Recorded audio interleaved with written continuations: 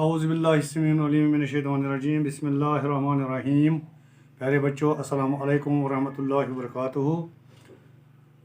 आज हम पढ़ने जा रहे हैं हज़रत इब्राहीम अलैहिस्सलाम की ज़िंदगी के बारे में और उसके मिशन के बारे में कि उसका मिशन क्या था जो उसने अंजाम दिया अल्लाह के हुक्म से, और अल्लाह का हुक्म उसके सर पर क्या था। Ibrahim ﷺ was born in an atmosphere of polytheism where people were worshipping idols, planets, sun, moon, stars, kings, and rulers, etc. His father Azar was a staunch polytheist and an idolater. He was making idols by his own hands, and in such a condition, Ibrahim ﷺ stood against the polytheism as he has been endowed by Allah the spiritual understanding in the early age. Allah says in the Quran, وَلَقَدْ آتَيْنَا إِبْرَاهِيمَ رُشْدَهُ مِنْ قَبْلُ وَكُنَّا بِهِ عَالِمِينَ। सूरह अल-अंबिया की आयत है, आयत number 51 है। और अल्लाह ताला फरमाता है कि मैंने इब्राहीम अलैहिस्सलाम को हिकमत अता की थी और गाइडेंस भी उसको अता की थी, और इससे पहले और तमाम दुनिया के लिए वो जो अल्लाह ताला तमाम दुनिया का जानने वाला है और उसको जानता था। Almighty Allah has endowed Ibrahim with enlightened heart, mind, and has given him wisdom from childhood. In his early childhood, he realized that his father made strange statues. One day he asked his father, "How come you pray to these stones?" His father got angry and told him not to ask such false questions. He also told him that our ancestors were doing the same, so we too worship them.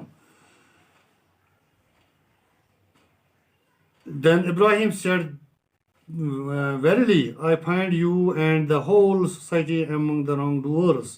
His father told him, "Are you speaking truly or just funning?" Ibrahim replied, "No, I say, pray to Almighty Allah, the only one deity, the sustainer of the universe, and I witnessed the same." Years passed and Ibrahim grew. He noticed that these idols did not eat, drink, or talk or move. Then how come people believe that these non-living statues can harm or benefit them? His mind rejected this idea and felt repulsion from the idols. One night Ibrahim went up to a mountain, leaned against a rock, and looked up to the sky. He saw a shining star and told his pupil that it may be God. But when the star set, he turned from it, that a set body cannot be my Lord, it can't be Allah, as it disappeared. Then he saw the moon rising in full shine, and Ibrahim told, "Could this be my Lord?" But it also set at daytime. He saw the sun and said, "Could this be my Lord? It is bigger." The sun also set, and Ibrahim said, "O my people, I am free from all that you join as partners with Allah. I have turned my face and my existence towards Allah, who created the heavens and the earth and each and everything on the earth and skies and between them." Allah called Ibrahim, "O Ibrahim, submit to me, be a Muslim." Ibrahim fell on the ground, prostrating and crying, said, "I submit to the Lord and Creator of the universe." He then went back to his home with full of conviction that Allah has guided him to the truth. From here, Ibrahim started a new life with full guidance of Allah. His mission now was to call people to the truth. He started it with his father, being closest person to him and whom he loved very much. He said to his father in a soft and kind voice, "O father, why do you worship that which neither hear nor see nor talk and cannot avail you in anything? O father, I have got knowledge which you have not, so follow me. I will guide you to a straight path." His father replied angrily, "Do you reject my laws, to whom our ancestors were worshipping? Stop this, other you will be stoned. Get away from me before I punish you." He made supplication to his Lord for his father and left home after he lost hope to convert him to the right path and directed his efforts towards the people of the town. The people also rejected his call, and then Ibrahim planned to destroy their idols. He knew that a big or mega celebration is coming ahead, and everybody in the town has to participate in this ceremony. When all people left the town, Ibrahim went to the temple armed with an axe. The statues of different sizes and shapes were decorated, and plates of food were served to them, but it all was untouched. Well, why don't you eat? He said to the statues as a joke. He then destroyed all the statues with his axe except the biggest one among them. He hung the axe around his neck and left. The people were shocked when they saw their goddess broken into pieces after they returned from the celebration. They wondered who might have done this. Then they remembered that young Ibrahim was often talking evil of their idols. He was then brought to the temple and asked him, "Are you the one who has done this with our gods?" Ibrahim told them that it may be the job of that one which is unbroken. Ask him if he talks and sees. All people felt ashamed but told him that they don't talk. He then replied them, "If they are unable to see, to eat, to hear, and to talk, how come you expect that they benefit you or harm you?" They kept silent for a while. Their minds and senses were talking them, telling them that the truth is with Ibrahim, but their pride prevented them to accept it and reject idols they were worshipping for generations. They now decided to take a revenge of their gods. The decision to burn Ibrahim was affirmed by the priestess and the king of Babylon called Nimrud. The news spread like a fire in the kingdom, and people from all places came to watch the execution. A large quantity of wood was collected and piled up. Then the biggest fire was lit, and Ibrahim was put in a catapult to throw him into the fire. At this time, Angel Jabril approached and asked Ibrahim, "Can I help you here?" Ibrahim said, "No, I seek help from my Allah, as I am going to please Him." The catapult was released, and Ibrahim was thrown into the heart of fire. Allah ordered the fire not to harm my prophet. The fire became harmless, and Ibrahim came out of this fire safe and sound. The people on watching this were shocked and said, "Ibrahim's Allah saved him from such fire."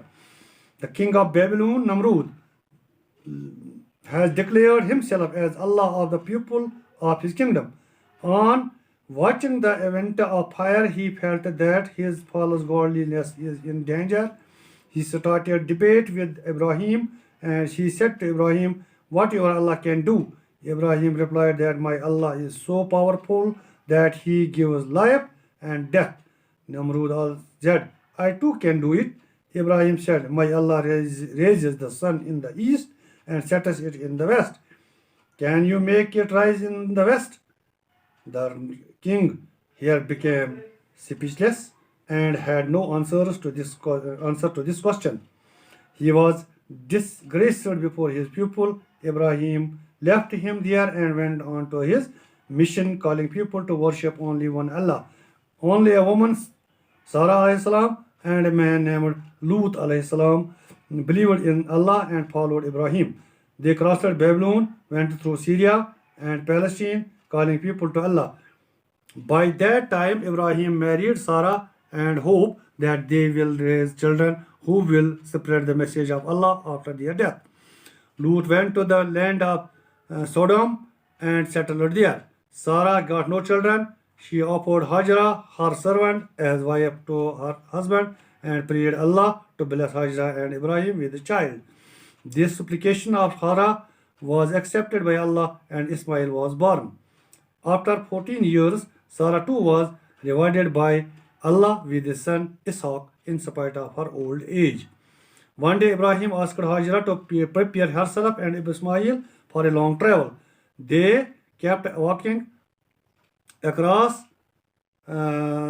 walking across and crossed a fertile land, followed by barren mountains till they reached Arabian desert. Ibrahim brought Hajra to a high hill called Al Marwa, made her and her baby sit under a tree, placed a bag of dates and some water near her, and set out homeward. Hajara ran after him and said, "Are you going to leave us in this desert where there is no one to keep us company?" She repeated this so many times, but he would not look back at her. She then asked, "If it is the order of Allah to you," Ibrahim said, "Yes." "Then he will not neglect us," she said. Ibrahim walked away until he got out of their sight. He raised his hands and prayed, "Allah, that I kept my generation in the deserted land, help them and fill the land with population and endow them all kinds of edibles so that they may remember you." Hajara became very thirsty and the child was crying. She went for looking water. She ran from the hills of Safa and Marwa 7 times.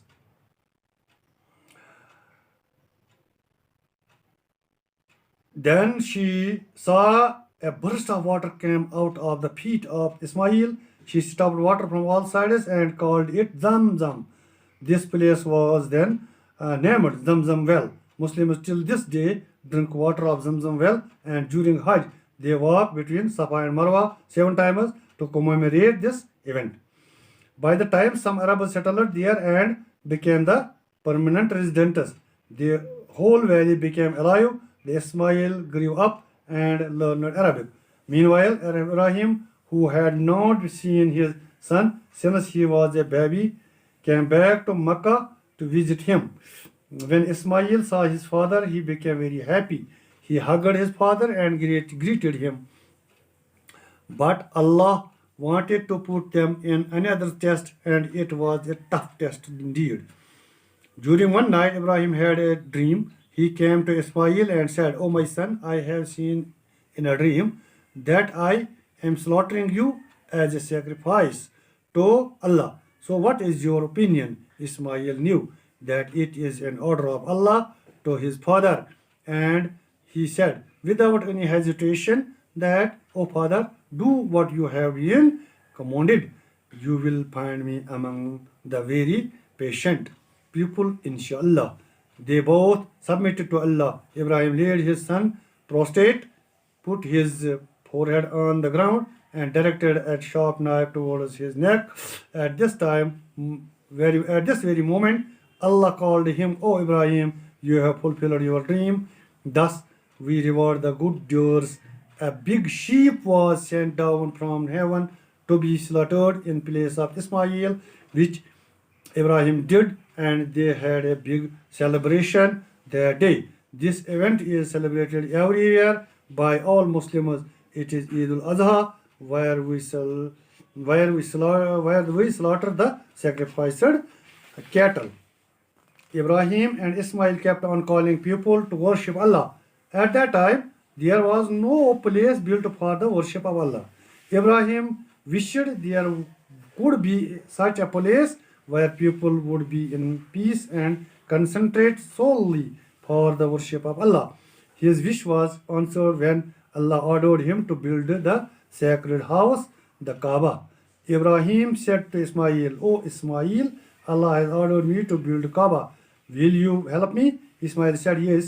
They started building the foundations of the Kaaba. Ismail brought the stones and Ibrahim built the walls. And when the walls became high, Ismail brought a large stone and put it in front of Ibrahim, who stood on it and carried on building, while Ismail was handing him the stones. Both of them went on building and going around the Kaaba, saying, "O our Lord, accept this service from us." When they finished the building, Angel Gabriel descended from heaven and showed